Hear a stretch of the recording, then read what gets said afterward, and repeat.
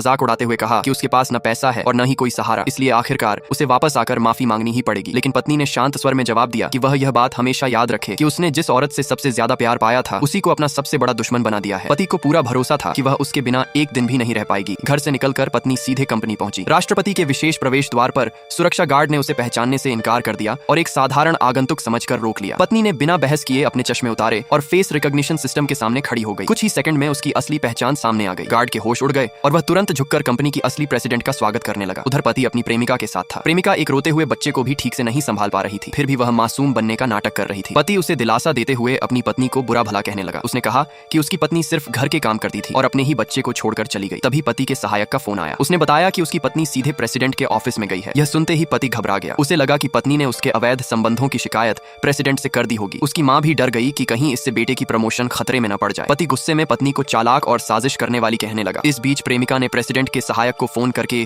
यह जानने की कोशिश की कि पति की प्रमोशन पर कोई असर तो नहीं पड़ा। लेकिन सहायक ने उसे ठंडे स्वर में डांटते हुए कहा कि कंपनी के बड़े फैसलों के बारे में सवाल पूछने की उसकी कोई हैसियत नहीं है। उसने सिर्फ इतना कहा कि उस आदमी से कह दो कि कंपनी की सालगिरह की तैयारी करे, वहीं सब कुछ तय होगा। प्रेमिका ने फोन रखते ही झूठ बोल दिया कि जनरल मैनेजर की कुर्सी अब भी उसी की है। पति ने उसकी बात पर आंख बंद करके विश्वास कर लिया और उसकी तारीफ करते हुए कहा कि वही हर मुश्किल में उसका साथ देती है। उधर पत्नी ने प्रशासन और जनसंपर्क विभाग को आदेश दिया कि उसकी वापसी की पूरी तैयारी की जाए। उसने फैसला कर लिया था कि कंपनी की सालगिरह के समारोह में वह अपने पति को उसकी असली औकात दिखाकर रहेगी। सालगिरह के भव्य समारोह में सभी कर्मचारी उस रहस्यमयी चेयरपर्सन के लौटने की चर्चा कर रहे थे जो 7 वर्षों से सबकी नजरों से दूर थी। सभी को विश्वास था कि पति की होने वाली प्रमोशन उसी चेयरपर्सन की कृपा से मिलने वाली है, इसलिए हर कोई पहले से ही उसकी खुशामद करने लगा। प्रेमिका को डर था कि इतनी बड़ी प्रमोशन मिलने के बाद कहीं पति उसे छोड़ न दे, लेकिन पति ने कहा कि उसकी हर सफलता का श्रेय उसी को जाता है। फिर उसने अपनी पत्नी का मजाक उड़ाते हुए उसे एक मामूली गृहिणी बताया और कहा कि वह उसके बिना कभी कुछ नहीं कर सकती। उधर सहायक ने पत्नी को बताया कि सारी तैयारियां पूरी हो चुकी हैं, अब समय आ गया था